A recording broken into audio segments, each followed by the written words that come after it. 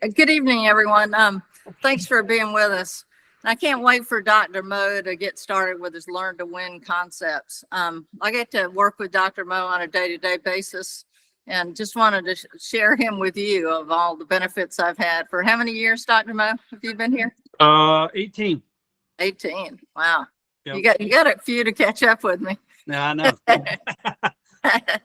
So tell us a little bit about your journey and how you got started and kind of who some of your mentors have been. Yeah.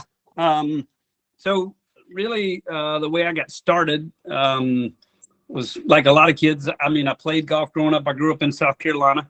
And so I was always kind of interested in the golf side, but specifically the way I got into the kind of mental coaching side piece, if you will. I was a junior in high school. I played all sports and that sort of thing. And I'm watching TV one night and there's a guy on there and he calls himself a sports psychologist. And growing up in Orangeburg, South Carolina, I'd never heard of that. And, but they're showing this guy and he's basically hanging out in the gym with Karl Malone and Stockton for the Utah Jazz NBA team. And to me, it doesn't look like they're just really doing anything. They're just kind of shooting some free throws and having fun. And then they show the next scene and this guy's getting on a private plane and they're flying from Salt Lake to the Forum and going to play the Lakers. And they show the game going on and this guy's sitting on the first row right behind the bench, literally eating popcorn and drinking a Coke. And I'm like, they're paying this guy? That's ridiculous. And so I thought, man, that's what I'm going to do. So I had played golf. I got an older brother. He played at Duke. He's 3 years older than me. I saw kind of what he went through and he was probably better than me, and he only played like maybe 3 times in 4 years. And so I'm like, I don't really know that I want to do that. I thought about playing college golf, but long story short, I decided, no, I'm gonna go to college, and if I can play somewhere big, I'll try to do that. So I tried to walk on at Clemson, just wasn't good enough. I could shoot 72 to 75, but I couldn't really break par, and Penley didn't need another 10th guy. So I went to school, and then at that time, I'm looking more into sports psychology. I'm still interested in it. I thought about going into maybe child psychology, but I didn't think emotionally I'd be able to handle that. And then for a brief period of time, I don't even know if Gale knows this, but I got really interested in potentially working at Quantico as like a behavioral analyst and some of those guys you see in like CSI and that kind of stuff. But so decided I was going to go into sports psychology for sure, probably my junior year. And at that time, there were really only about 4 places that you could go kind of applied sports psychology is what I would call it, meaning where they were going to try to teach you something about consulting and teaching. And so one was with Rotella at Virginia. One was at UNC Greensboro with Deborah Green. And then Terry Orlick was up in Canada. And then another person, maybe Ken Revisa was this guy out west. And so I thought just being into golf and thinking I would, probably be the route I would want to go. I ended up going to Virginia. So now this is like, I graduated high school in 87. So this is the late 80s, early 90s. I finished Clemson in 91, and then I went to Virginia in 95. Finished Clemson in 91. Yeah. Went to Virginia, finished Virginia in 95, 96. And then I think like a lot of young professionals, I thought I'd just hang up a shingle and people would, just come running to me, and it doesn't work that way. So I was living in Charlotte. You have to do an internship. So I was working with the orthopedic clinic that worked with the Hornets and the Panthers and UNC Charlotte. And so I stayed there in Charlotte, and but I wasn't making enough money, getting enough clients. I didn't really want to go back into academia. I had a couple opportunities to do that and teach, but my wife was working in pharmaceutical sales, and at that time it was still kind of paper and pencil. And so I'm like, I could do that and build the sports psychology thing up on the side. So I did that for 8 years.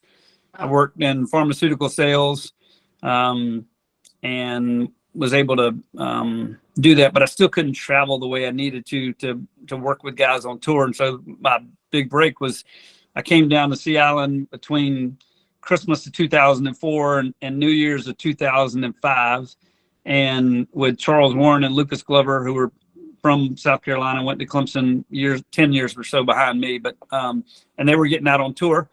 And so we came down and kind of had like a training camp, and Todd Anderson had just gotten here maybe a year before. Randy had been here like 6 months, and they were kind of bringing other people in addition to just teachers like Gale and the others that had been there, Chrissy and everybody else who had been there. And so I came down a couple times in the spring of '05, and then we moved here in the summer of 2005 and been here ever since. And what that really allowed me to travel. And so now I travel about, not on a weekly basis, but I travel about 20 weeks a year, usually Tuesday to Thursday, working with players primarily on the PGA Tour. It's really hard to travel more than one tour. And so that's kind of, I spend the majority of my year at Sea Island, but I spend 20 weeks or so, or 3 to 4 days of those weeks on the road. And really the way I think about it, or my kind of overall philosophy, if you will, is just, I'm not a psychologist. I'm not a psychiatrist. I don't know why some people do the crazy things they do. They're idiots. I don't know. Some people are just foolish, right? But my philosophy is very simple, and it's really what I do is just help people think better so that they can score better. And that's about as simple as I can put it. And there, we'll get into obviously some more of the details and that sort of thing. But yeah, so that's kind of the intro, I guess. Yeah, well, thanks for sharing that, Mo. So Yeah. When you first meet with a player, what are some of the things? I know you have 3 facets that you go through, right? Yeah. So when I first meet with a player, they've already seen Gale.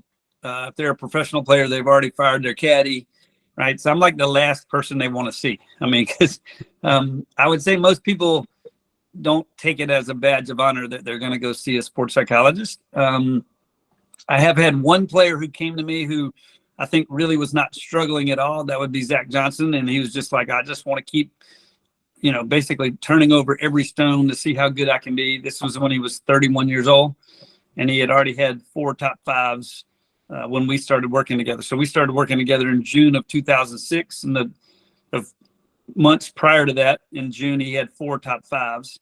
I proceeded to help him not have another top 10 for 9 months. So I was lucky I didn't get fired, but he was making some changes and getting better. But yeah, so really what I do when I look at a player and when I'm, there in the office, typically go in the conference room if I have a student with me, and sometimes their parents will be with them, maybe regardless of how old they are. I let them stay in for the initial part. I don't let students hang around during my lessons. I don't let parents hang around. But so what I'm explaining to them is that your golf score is really comprised of 3 parts. And the way it starts off with your technique and mechanics, because that's how everybody starts, and you're not very good and you shoot 100 plus, but you got an uncle or a dad or somebody helping you out. And so you get better, and that really helps your technique or your mechanics. And so you kind of stay in this loop where I'm working on technique and mechanics. My score is getting better. I can shoot in the 90s, and then I get down to the 80s. But eventually you get to a point where you're playing pretty good, and some other things are starting to contribute and affect your score other than just your technique and your mechanics. And that's never going to go away. And that's always going to be the main fundamental piece of the game, is you got to be able to control the motion of the club. That's foundational skill, but your brain can affect that for sure. And so then I would get into components where one of the typical examples, and Gale's heard this before, but one of the typical examples I give a player is, let's just take a subset of your score. So let's say you're putting, you have 3 players, and all 3 of these players played well in the practice round. So it doesn't matter if they're juniors or college or amateur, whatever. They played well in the practice round, and now they go to the first round, and they all go out and they all have 34 putts. And not only do they have 34 putts, they have 34 putts, and they hit the same amount of greens, and they hit the ball in the same place. So we know we're comparing apples to apples. It's not like one hit 8 greens and one hit 15 greens. But what we don't know is we don't know really where those 34 putts came from, because stats, and that would be a stat, 34 putts. At their most basic level, all they tell you is where the ball went. What they don't tell you is they don't tell you why the ball went there. That's what you have to be great at figuring out is, okay, well, why did the ball go out of bounds? Right? Or why did I hit it in the water? And so in this example, one player had 34 putts, but they hit it down 3 to 4 feet, missed a couple of short ones early in the first few holes, and then they just were not in a good place mentally the whole rest of the day. And they're peaking, and they're very tentative, and they're just not good over the ball mentally. Second person had 34 putts, but they were hitting committed putts, going through their routine, being assertive, not tentative, pretty reactive and free like you would want a student to be, but they just couldn't get the speed down. Every time they looked up, it was 4 feet short or 6 feet long. And maybe that's because they double cut the greens the night before and they couldn't adjust. And then the third player, they pulled in the parking lot that morning, and right before they were getting out of the car, they got an email that their project they were working on, whether it's a school project or a home project or a work project, had been done all wrong. And basically they got to start all over. And so they're just ticked off and they're angry. So all three of these players go have the 34 putts. They get them off the golf course. They all go to the putting green because they believe that it's their putting, but only one person is really going to be helped by going to the putting green. And it's the player that has the speed or the distance control issue, because what is showing up in their putting is actually a putting issue. The root cause of their problem is their speed and their distance, and they can go work on that on the putting green. The other two players, the root cause of their problem, one is a mental issue and they're not able to control their thoughts and their thought process. And the other one is more of an emotional or an anger issue. And it's just coming out in their putting. So the problem is they all go to the putting green. They all think it's better. Two people, the first guy and the third guy, the next day, the same problem is going to be there, because they've just kind of masked the symptoms of the problem. They hadn't dealt with the root cause. And, one of the things I really try to stress to my players is that you can never fix a mental issue through physical practice. But that's what a lot of players try to do. It's easier on your ego. It's kind of the habit that you've bought into. And so that's kind of the way I think about it. And so I've drawn this out. I'm just going to show you. I'm not going to take much time, but that's the way I would draw it out for players. Just as I'm a visual person, but so your score's in the middle. So this is preparation and practice. That says technique and mechanics. This is on course. On this line, I didn't write it down, but that should say thinking process. And then in the off course, what would be on that line would be your foundation. And so it's really those three components that make up.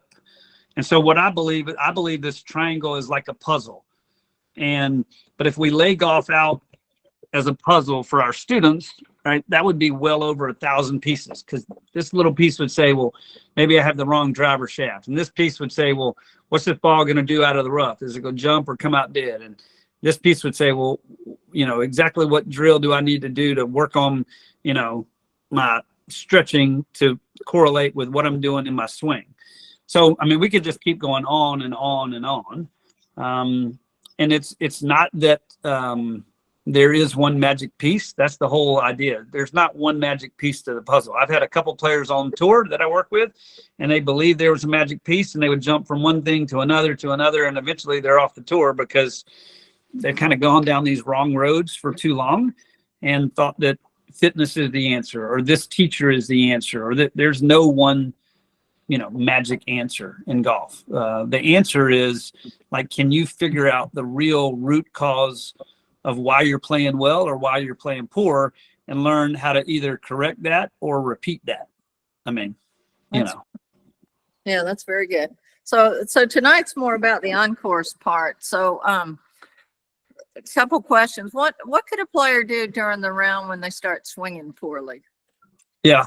Okay. So, and I get this all the time. I was just up at Drake yesterday, and I bet I had this conversation, 5 times with different college kids. So Zach sends me, that's kind of how Zach gives back to Drake. He pays me to go up to Drake and work with the men's and women's teams up there. So I just got back from there. But the first thing is, Gale asked the question correctly, and players need to understand this: when you swing poorly. It's not if you swing poorly, it's when you swing poorly, because it's going to happen.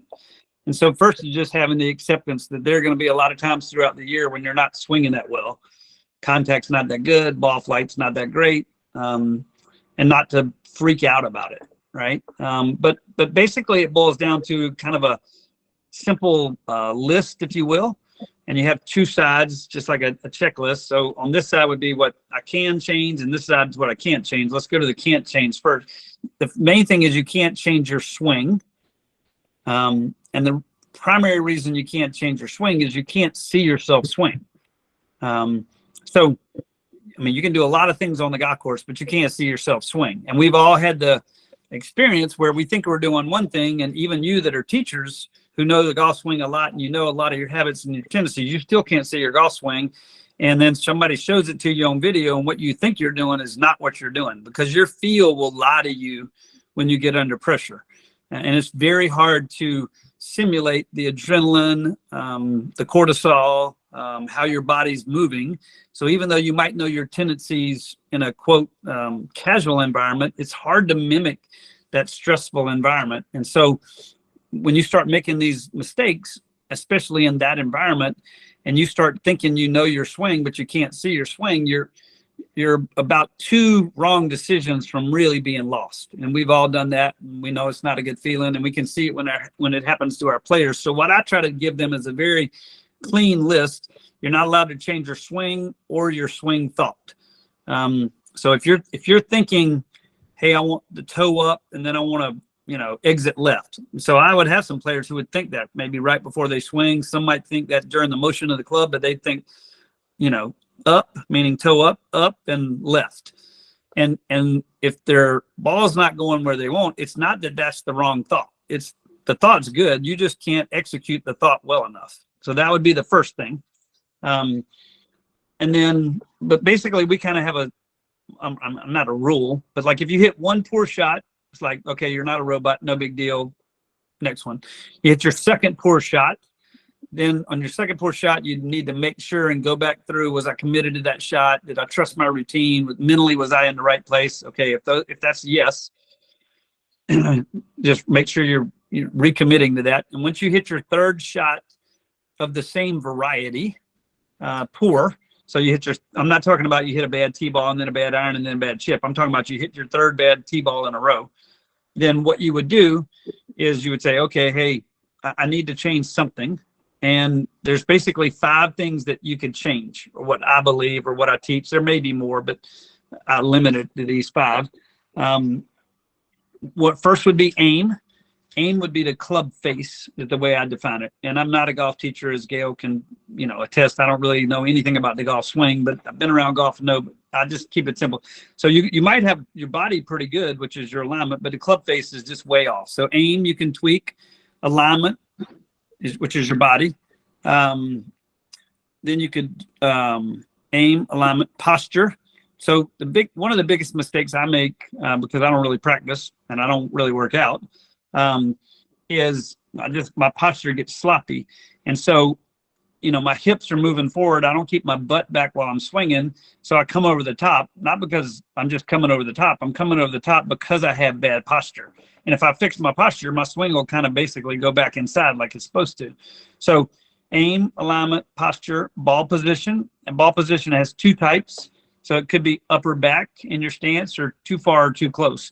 Like if I have a young kid and, he's hitting it a lot of shots on the toe, or especially his third shot, I'd be like, hey, just get closer to it. That's literally all I want you to do. And I'll tell you a story about ball position here in a minute.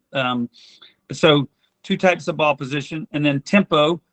There could be more than this, but I teach or try to get students to realize, like, there's 4 basic areas you're going to make a mistake with your tempo. So off the ball would be first, your transition would be second, third would be overall. And usually those 3 players get too fast. And then the 4th one would be not keeping up your speed through impact and really kind of decelerating.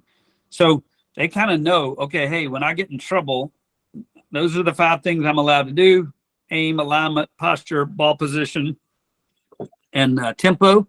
And then you also want to know what your tendencies are. My 2 tendencies for sure are posture, like I already said, and then basically off the ball. I tend to get fast off the ball, and that messes up my sequencing. And so that's the 2 places I know that I'm going to go when I get in trouble.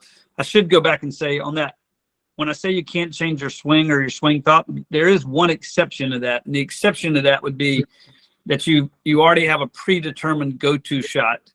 if you're so like, if my stock T-ball is not working, and let's just say I hit a draw, then I'm going to get on the right side of the tee. I'm going to tee it down low, and I'm going to hit this hold off kind of bunt cut, that's going to go shorter, but I know I can get it in play.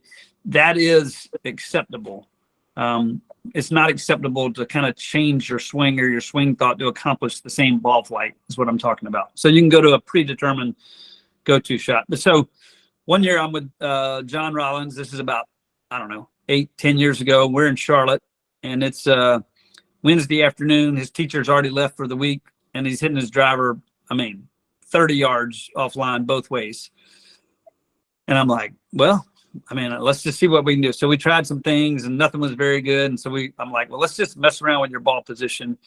And so it turns out that if he moved his ball position way up, and I don't even know if this should make sense, but it did for him. But if he moved it way up outside of his left foot, like this far in front of his left foot, he just couldn't hit it right. And he was hitting it so late, maybe, that it was basically pulling it left. And so I'm like, okay, well, maybe that'll work tomorrow. He was going late early on Thursday, Friday. So I said, let's go to sleep. Maybe you'll get better in the morning. And so come back out, try to have a practice session before lunch, and then a normal warm up, and not good. Still really can't hit it consistent at all, trying to do it his normal way. So I'm like, hey, this is all you got, man. You just got to tee it up, 4 inches in front of your left foot and hit it late and pull it. So just aim down the right rough, the middle of the right rough on every hole. And luckily in Charlotte, there's not many trees right off the tee on the right side of any of the tee boxes. And so that's basically what he did. And he scrounged it around. He made the cut. He finished 33rd. And that's about all he had that week. But if he goes out and tries to just play normal golf, he's missing the cut for sure. Because, he was he was going to be over par quick and get frustrated. And so, because what I teach players is you really only have one job. And as much as we want to, we want to teach for greatness, and we want to aspire to that, and we want to, hopefully play great many days. Your one job is to manage your thinking, to manage the ball, to shoot the lowest score possible that day. And that day on that Thursday, all he had was this weird looking. The only thing I wish I'd done, I wish I'd have taken a picture on the first tee of his playing partner's faces when he teed it up 4 inches outside his left foot, because they're like, is this a joke? Or, what's this guy getting ready to do? The tee here and the club head is like here. That's unreal. And, but that's all he had. So he did a good job managing it, and he got through the week.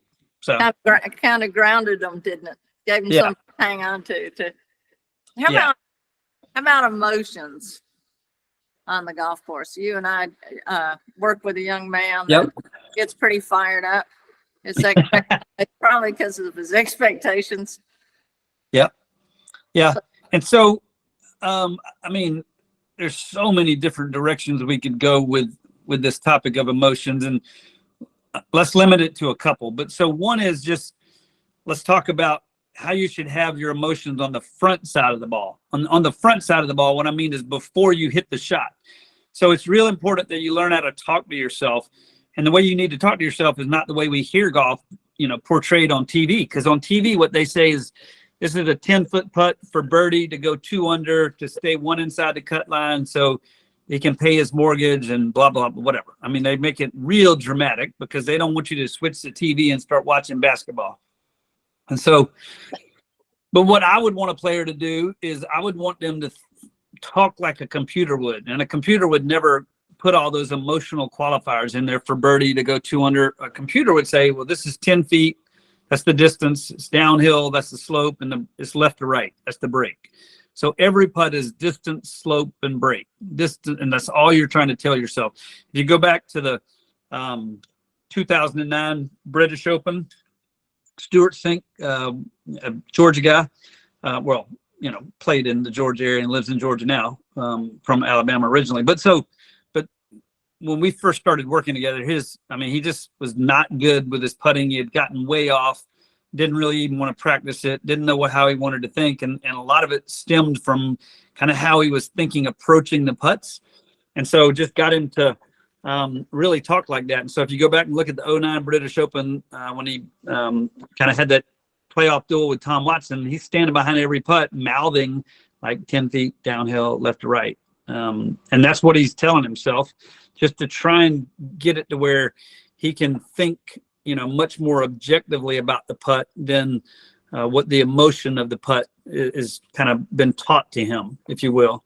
I tell players all the time, two things don't matter at all in putting. One is what the putt is for birdie, for double, for par.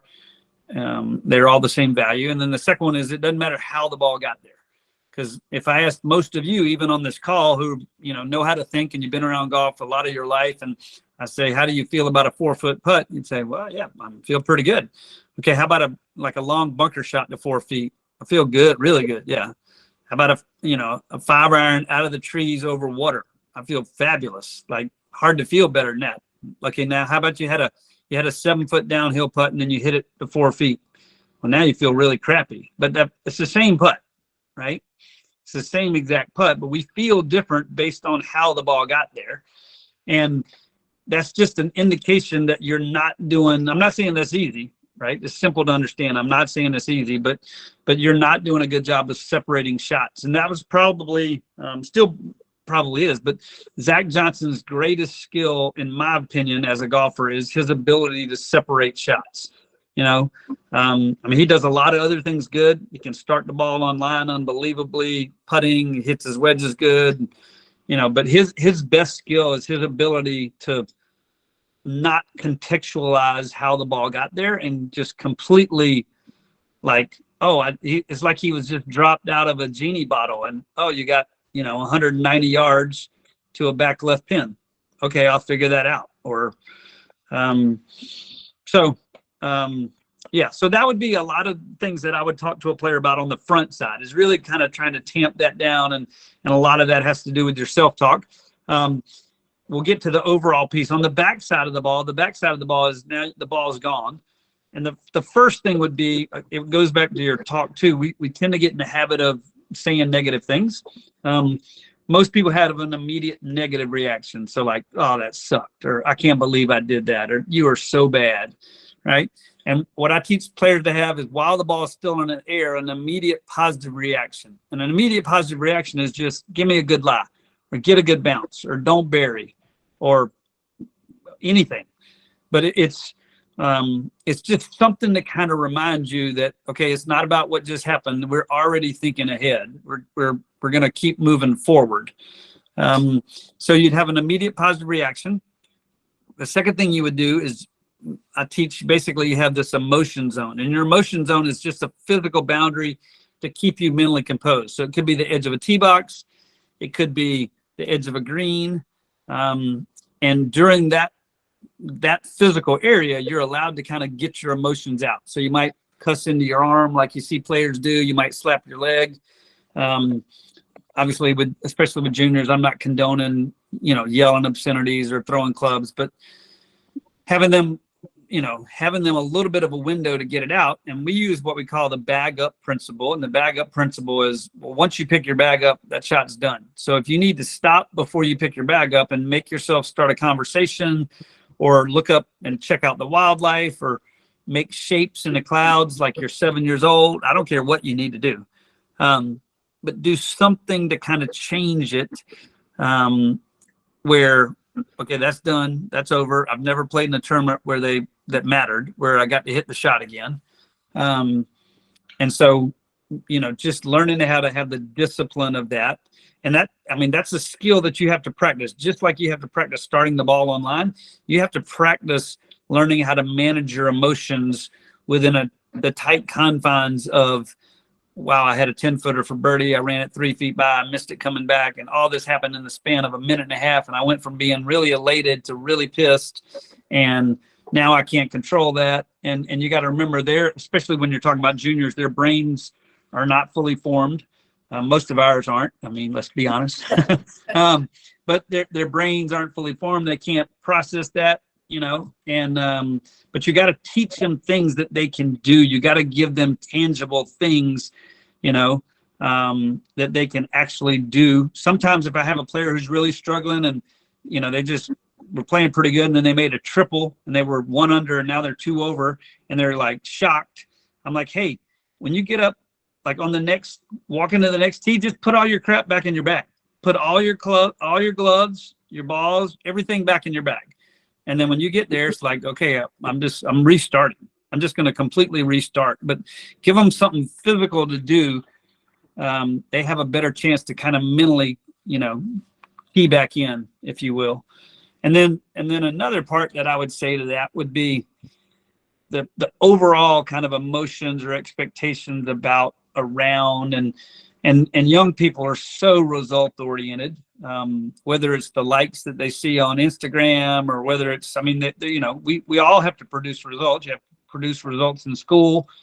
And a lot of them don't have parents that know how to talk about processes and about but I want them to have expectations about things that they can control. And so I break it into desired results, and desired results are not a bad thing, but they're different than controllable actions. And so a desired outcome, if I'm standing on the first tee, and I explain this to all my kids, I say, hey, if I'm standing on the tee at your tournament and I say, hey, what do you want to do today? That's how I ask the question. What do you want to do? 95% of the answers I get are going to be, I want to shoot a good score, or I want to break par, or I want to get off to a good start. I didn't ask them what result they wanted. I just said, what do you want to do? And they told me a result, because that's where your mind tends to go.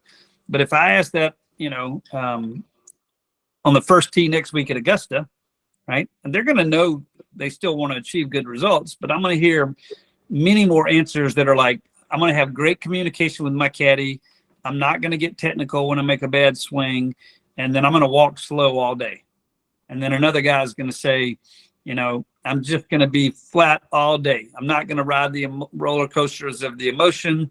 And I'm going to be confident when I hit putts, because I've been here before and I've just putted way too tentative, and I'm going to putt with confidence, and I'm not going to ride the emotion. So they're going to tell me things that they have much more control over. And if I do those, then I know I'm a good player, and we'll just see what the score is. It might be 67 or it might be 73 or whatever. But so you're trying to get players to understand that it's okay to have expectations about results, but those need to almost quickly be put aside. And then let's focus on the controllable actions that are going to lead to that. And then this is more like tournament to tournament. And when you're talking about your serious college players and junior players and that sort of thing, is you got to realize the environment that the young people are in, and what the main environment they're in is school. And so what happens in school is you study for history, and then you validate your study on that history test. Or you study math, and then you validate how well you studied your math on that math test. So it's very much a one-to-one relationship, and that's not how you want to approach golf. So, but that's how they approach it. Like, I really worked hard on my driver the last 2 days. I better go drive it good this weekend, right? Or I better, and if they don't drive it great right out of the gate, like if they hit it in the right rough, it could be just a complete implosion, right? And so you're really trying to get them to understand, hey, these are several skills that you need to get better at. Pick 2 or 3 skills.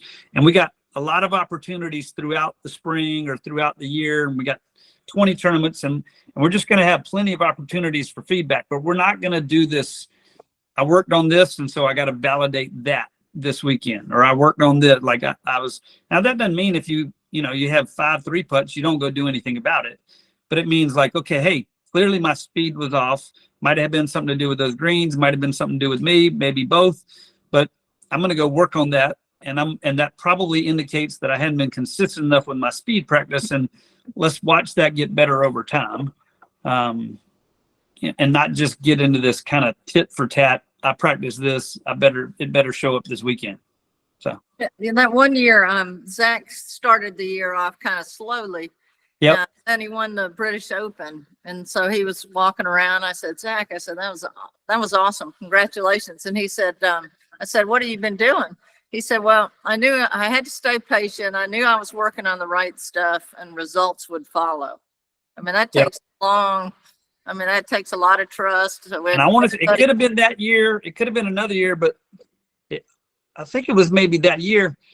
We'd have to go back and look, but if it wasn't that year, it was another year when he won. But he missed the cut in Tampa one year by like, I mean, he didn't beat anybody. I mean, he missed the cut by like 9 shots, and it didn't. And he worked.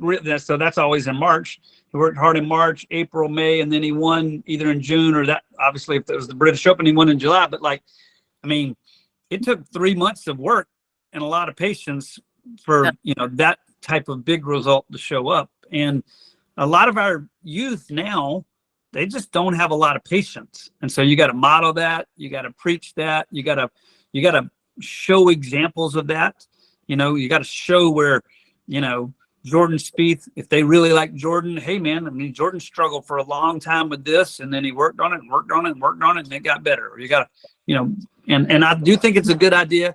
It's a good idea to figure out who your students are watching, because that can tell you a lot about, at least some sort of role model that's important to them. And you can start to kind of accentuate the good things about that player and maybe improve on some things. And sometimes kids just emulate the self-talk that they hear of their favorite player. And that's good. So, real good. Yeah. If you guys want to and gals want to send in any questions, you can start sending in questions now too. Then we'll keep asking them. But yeah. Hey, so one thing, I'm gonna finish up that emotion piece, because I think this is real. This could be a very helpful thing just to explain to your juniors. And when you think about golf shots, there's basically 4 shots in terms of outcomes, and this has been a very helpful thing for at least the players that I work with to see. But when you talk about really good, this part, I've started using it with my players, and they really get it right away. Yeah, but so when you talk about execution and result, there's really only 4 outcomes, and I don't know which one of those.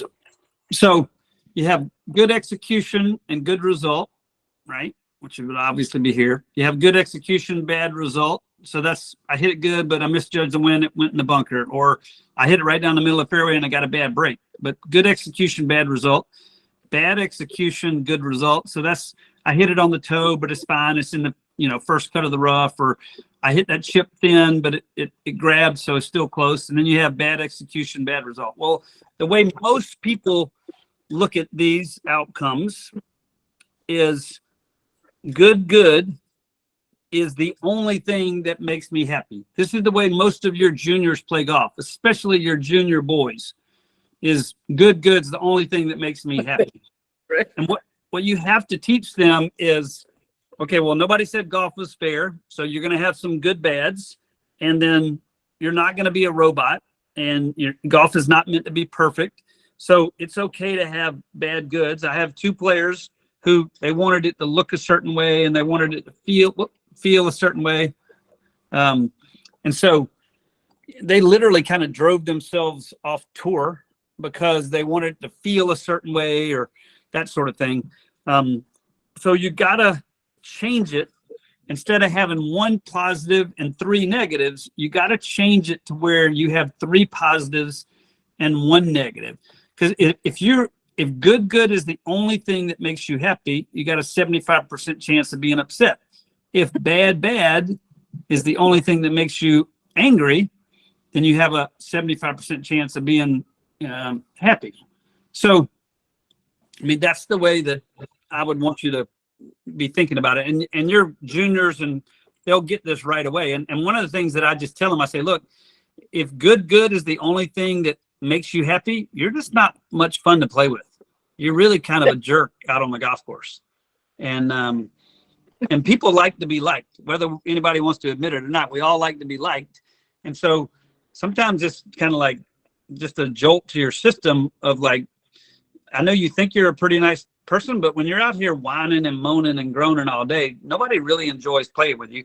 And not only that, for your own sake, it takes away energy, and your performance is going to get worse over time. where if you can learn that BB, bad, is the only scenario that's going to make me upset, you're going to have more energy as the round goes on. And then your performance has a chance to improve. So, yeah. Hey, Mo, kind of tying in with that, I know one of the players you work with that I work with also. Yep. You wanted him to play more low risk shots. Yep. Can Yeah. you talk about that? And so, yeah, I mean, kids are, we love the kind of ignorance is bliss, because they think they can pull off every shot, and they don't have as much scar tissue as we do, and there's a part of that is helpful for sure, to just keep believing in yourself, but a lot of times it leads to really poor course management decisions and that sort of thing. And so one of the things that I talk to them about is picking what I call low stress shots. And there's enough hard shots in golf, just in any round of golf, that we don't need to add to that. And the way we add to that is, we got 100 and, obviously the yardage is changed depending on the player, but let's just say we got a pin, a par 3, and it's 190 yards to this back right pin. I'm thinking about like number 11 at Plantation for us from one of the tees, Gale. And so, you could try to hit a cut 4-iron back to this back right pin, or it's pretty easy to hit 5-iron in the middle of the green. And so, let's just pick a low stress shot. And so, a lot of times you'll see that with par 3s or, par 5s. The 18th hole where we have at Plantation is a great risk reward hole. And it's not that hard to get it out there for a player into a position where they can take it over the water and take a lot off, or maybe go for the green. But one of the options they hardly ever see is if you hit it down to the bunker that's short of the dog leg, not even the one that's short. It's only like 120 yards to the green from there. So you could literally hit like driver wedge on this hole and almost guarantee par, unless you hit it on the wrong section of the green. But from 120 yards with a decent player, that's not going to happen that often. But they're making it much more difficult than it needs to be and adding stress. And so what I believe, even if you pull that stressful shot off, I think if we get to the end of the week next week and there's 2 players at the same score and they're both 12 under, whatever they're 12 under going into the Sunday of Augusta, and one guy's hit a lot of low stress shots and another player's hit a lot of high stress shots, and that player's just used up more energy and they're more on edge, and then this other player, they're going to have kind of a rhythm and a better way to manage the stress that is going to come and the adversity that's going to come during that final round. So even though they're tied on the scoreboard, I would argue that one of them is more prepared to go and more mentally and emotionally has more in the tank for that Sunday than the other one, because they haven't hit as many high stress shots. So, yeah. So we have a question from Sean. Okay. I should have brought my glasses in here, but it says how to manage expectations for elite juniors who had success and now are struggling to find success. We see that all the time with growth, don't we? Yeah. Yeah. And I think, one of the things that I try to do with them and is I try to help them understand that not to put all their confidence, because this may not be what's happening to that player, but one is to figure out where the expectations are coming from, and hopefully they're coming from the player and not the parents, and that's a different discussion if we do have that. But if they're coming from the player themselves and they want to get better, is to help them understand that everybody wants to be confident, is what I believe. But confidence really, what we think about it, we think if I ask a player, hey, how confident are you, heading to the course? Well, what most of them are going to tell me, I'm just drawing this out, what most of them are going to tell me, they're going to tell me, even though I didn't ask them this, they're going to tell me where their confidence is in their ball striking. So I didn't ask you how confident are you? I just said, how confident are you? But what they would tell me is in relation to this scale, right? If I'm hitting it good, my confidence is up here, but that's not really the way I want them to look at it. Because we know that's going to go up and down. We know your ball striking confidence is going to go up and down. We know it's only going to be high 2 to 3 times a year, right? Might last for 2 days, might last for 2 weeks. You're just not going to hit it great all year. And getting them to understand that. But so this is ball striking confidence. You also want to have scoring confidence. And your scoring confidence is 2 parts, really. Your scoring confidence is physical and mental.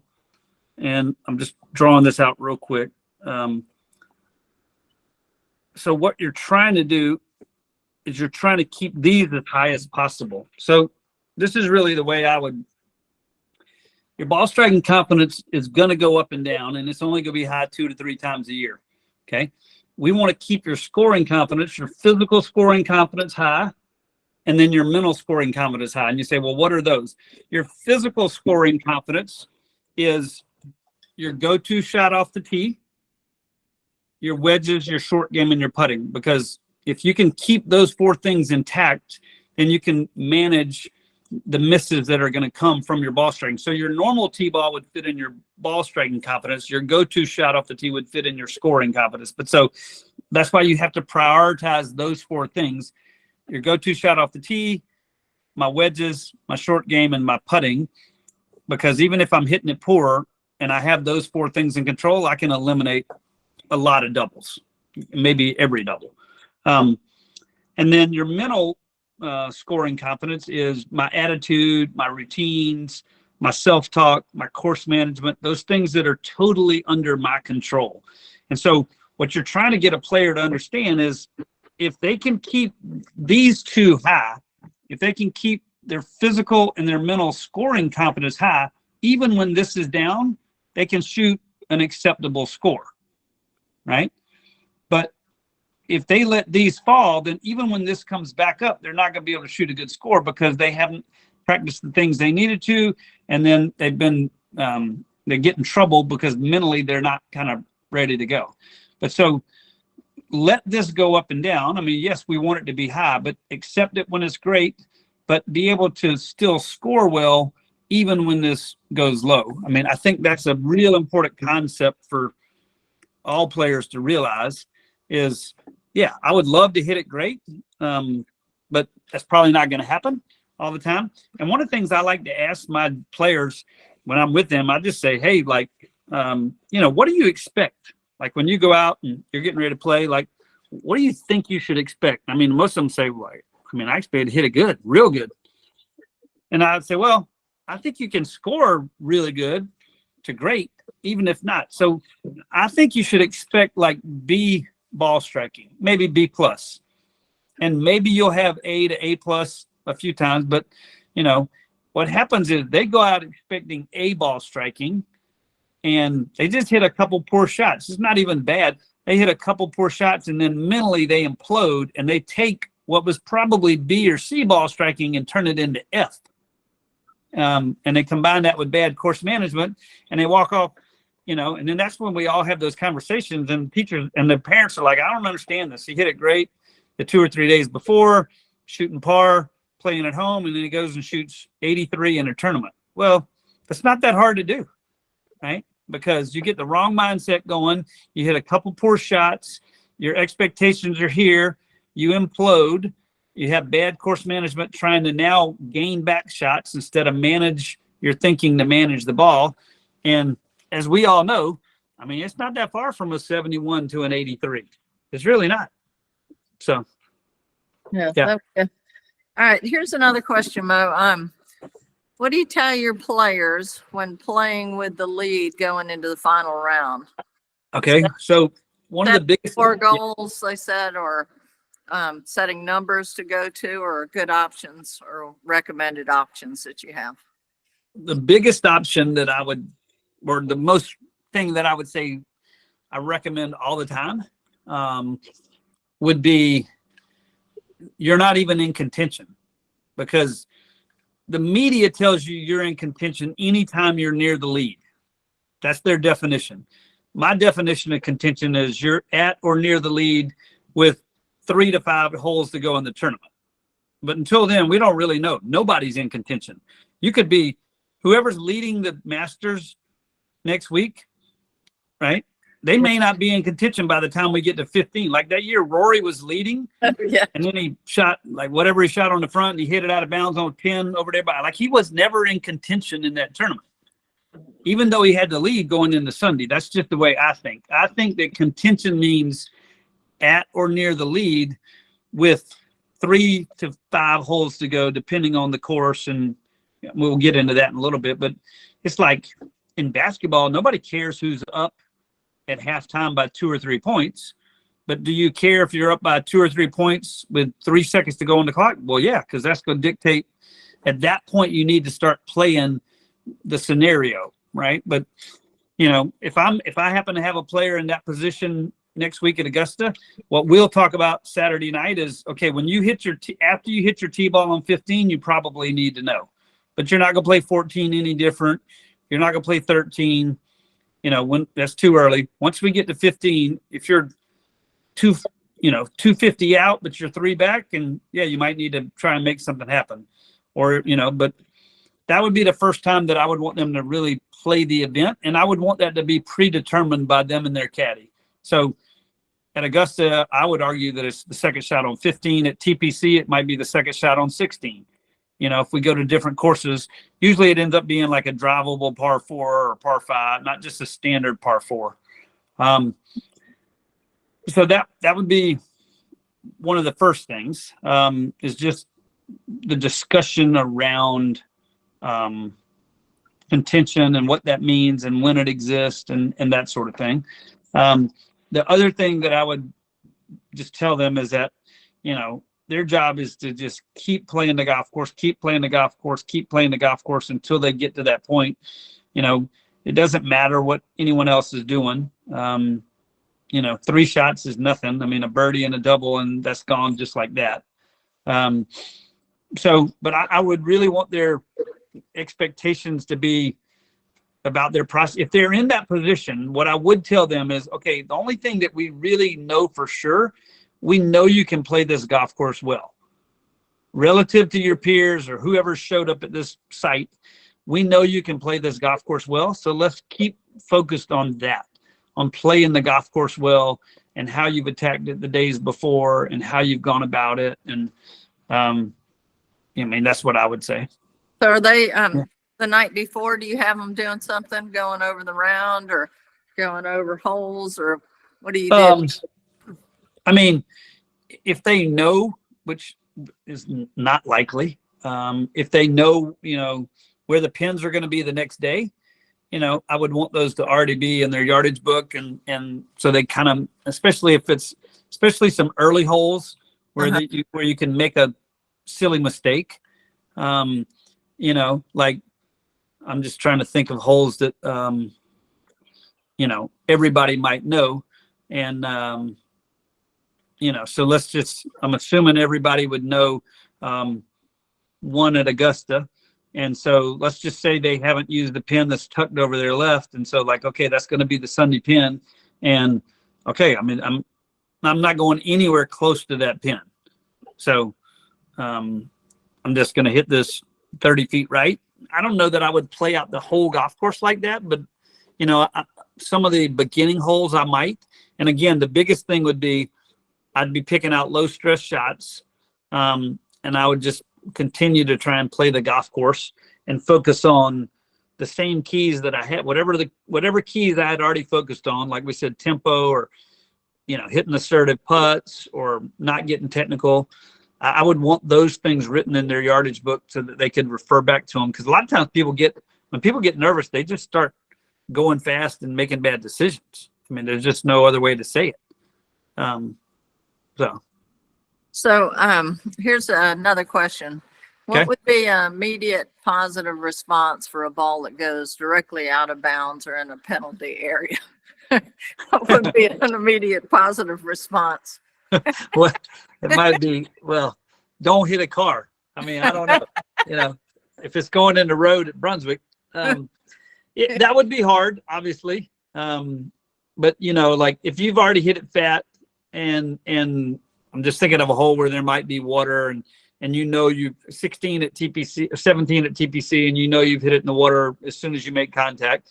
I mean, I would be, again, if you can't say anything nice, don't say anything. So you might have a hard time coming up with an immediate positive reaction, but don't go out with an immediate negative reaction. Just like, okay, we can do better than that. Something like that. And so that would be a hard one.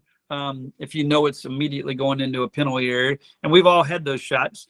And the best thing in that time is probably just not to say anything at all. So one of your players, I guess at TPC, didn't you say that you had them, after they hit a bad shot, walk with somebody and have to talk to them so that they'd forget it? Yeah, well, I have one player who he just kind of has a standard rule. If he makes bogey or par or birdie, he can do whatever. If he makes a double or worse, he has to walk with somebody to the next tee, and it can't be his caddy and the conversation of how do we just make that double. So it's got to be walking with somebody else and talking about their kids or talking about a trip or something, because he knows that, one of his downfalls is kind of getting off by himself. And when he gets off by himself, he gets technical. And when he gets technical, he gets out of sequence and loses his rhythm and starts playing golf swing. And it's just not going to go well. I mean, it's just not. I mean, we have enough feedback to know that's not going to work. No. So, yeah. That's great. Here's another one. What's the biggest mental mistakes and tendencies you see from elite level players? Biggest. Well, I guess it depends on what you mean by elite level, but even at the highest levels, one of the biggest ones, and I think this is the biggest mistake you can make in golf, is just to hit a shot when you're not ready.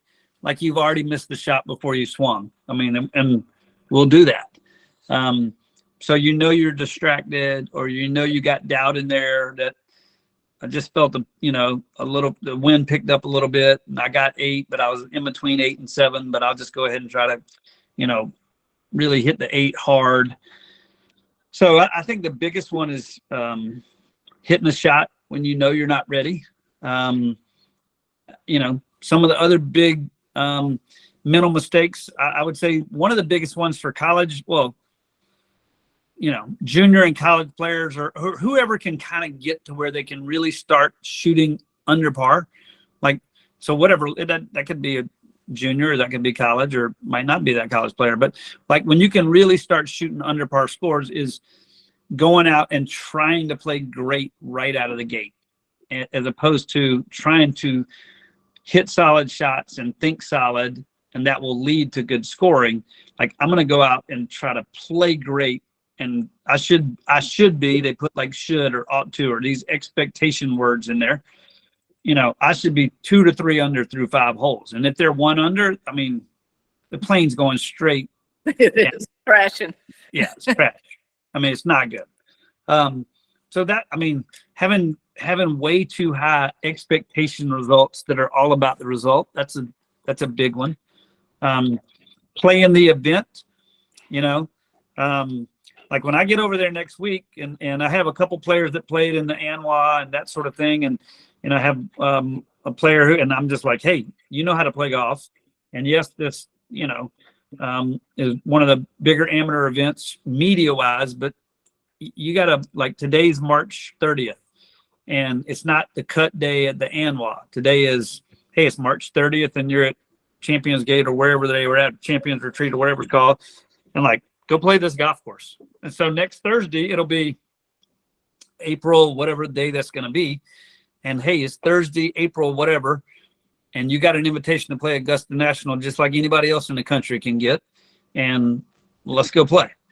Not it's the first round of the first major of the year, and I need to get off to a good start so I can feel better, so I know I'm going to make the cut and get points for the Ryder Cup later this year. Like, that's putting a huge burden, on yourself.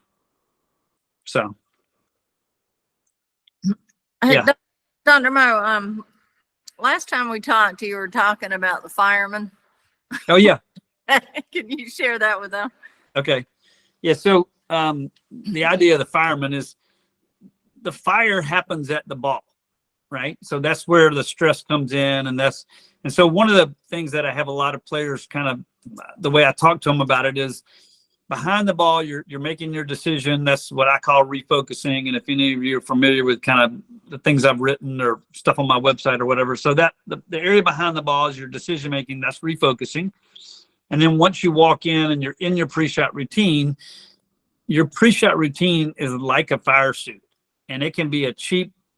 I'm not trying to pick on Walmart. I like Walmart, but it can be a cheap Walmart fire suit, or it could be a state-of-the-art NASA fire suit. Right. And what you're looking for is you're looking for a state of the art, so that I don't care how high they turn the temperature up, I'm going to be protected. But that means I got to know exactly what I'm doing. Here's how I walk in. Here's how I take my, aim. Here's when I do my stance. This is how many times I look.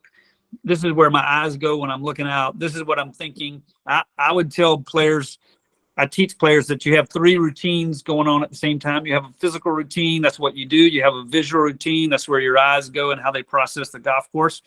And then you have a mental routine, and that's really what occupies your mind. And so you're trying to get all 3 of those as clean as possible. And think of clean meaning as few compensations as possible. So if we're talking about the golf swing and we're talking about a perfect golf swing that has no compensations and is on plane the whole time, and you would say that's a really clean golf swing, maybe. That's what I talk about is, hey, I want you to have really clean routines and a great fire suit, and then trust that fire suit to protect you. Like, you don't need to add anything.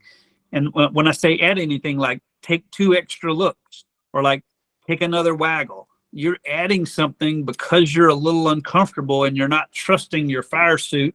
Because what I teach is that I want players involved in the decision making, but I don't really want them involved hitting the shot. I want the end of the routine to hit the shot for them. So like, I do this, and then I do this, and then I look up, and then I come back, and then that's it. And then, so yeah, and I got to sneeze. Bless you. Yeah. All right. What else? So, Mo, why don't you talk about your new website and what you'd like to do for the people on webinar? So I sent Gale this earlier. It's just a email, but basically you're going to go to my website, which is, I'm just typing it out real quick right here. But so the website is just like drmolearntowin.com. I drew the W's too big, so I couldn't get it all in one line, but it's DRMO learntowin.com. And I've redone my website in the last couple of years.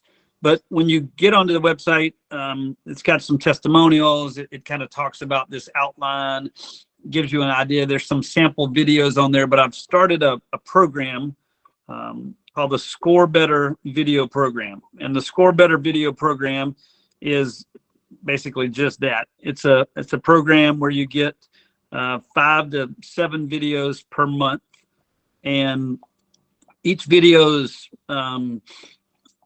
somewhere between 4 to 8 minutes, and they're grouped into, so your first month is on like a drip. So when you sign up, you get the first month free.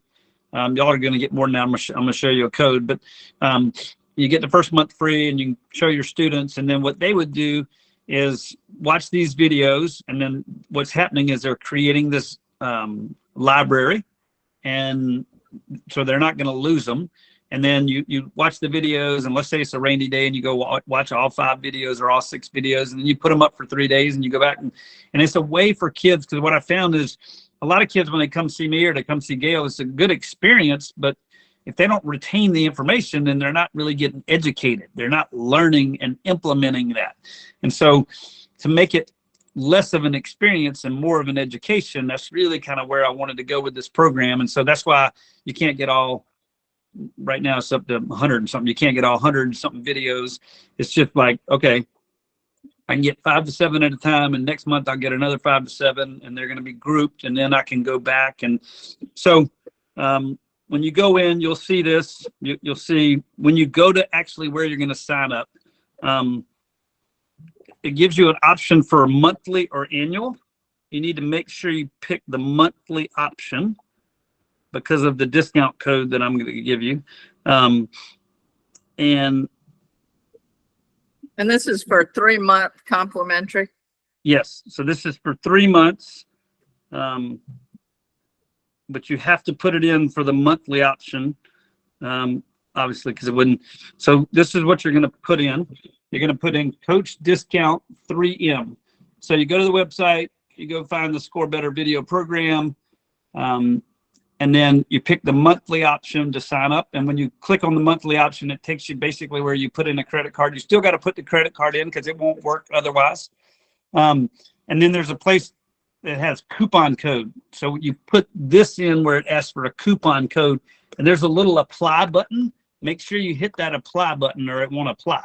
I mean, you still get the first month free.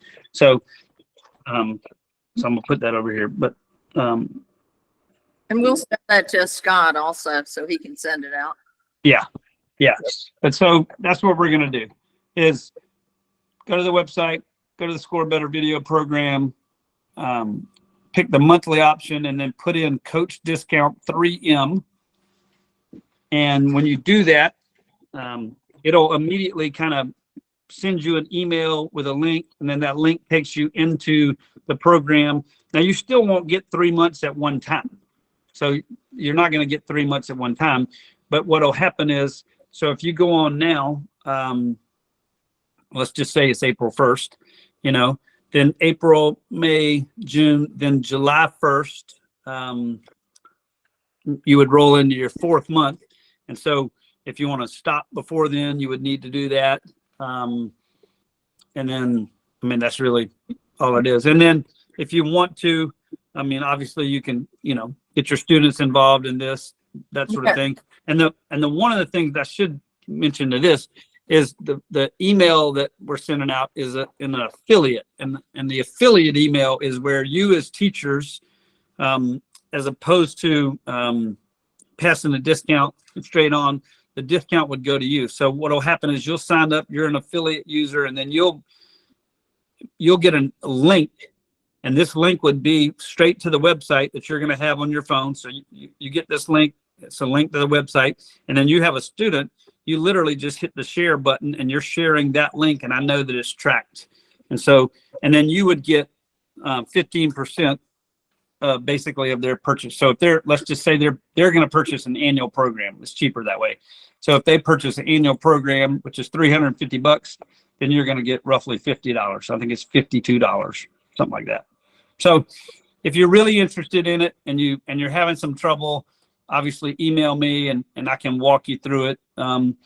It's pretty easy, but there's a couple steps involved, but it's not that difficult. So yeah, and it's really good. Yeah.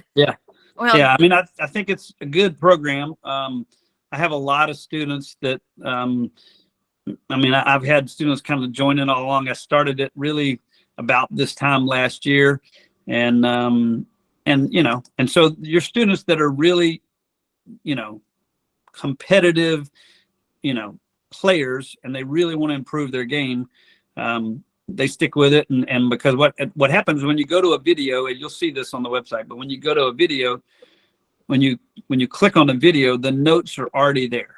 So, I mean, it's very simple, Hey, Mo, so can the affiliate or the coach that shares with them, can they go in there and see what, how often their players are looking at it and which?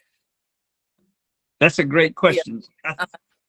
I know they have access to a dashboard. What they see on that dashboard, I would need to get a little more. I just need to pay more attention to it. Like, I can go in and see when somebody signed up, how many times they've been on, what they're using, that sort of thing. So if there's somebody they're really interested in and that's not built into this function, I know I can find that out for them. Yeah. But I think anyone that is affiliated with you, I think you'll be able to kind of know what they're doing. Oh, that's good. Yeah. But you're not going to be able to give them feedback. Like, you're not going to be able to go onto the video itself or any kind of like a teaching thing where you can go make notes. You're not going to be able to do anything like that. Yeah, but you can see what they're looking at. Right. Yeah. But you can see, like, hey, they hadn't even looked at this thing in the last 5 weeks or whatever. Yeah. Yeah, that's good. Yeah. Well, Mo, we really appreciate all your expertise. I learn something every time we do this. Yeah. It's exciting for me to be around you all these years. And Scott, you have anything?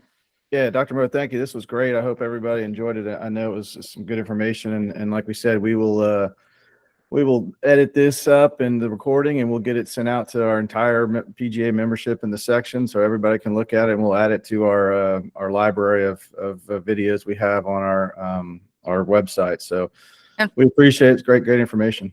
Yeah, and we're gonna try to do 3 more of them out of here this year. Mm-hmm. That is correct. And for those on the call, PGA professionals, Gale is on our education committee, and she's trying to put together a series of these that we'll be doing from Sea Island, from the Learning Center. And that's such a wealth of knowledge down there that you guys have. And we appreciate, Gale, you supporting it and being a part of it. Yeah. Thanks, Mo. Thank you, Scott. Thanks, everyone.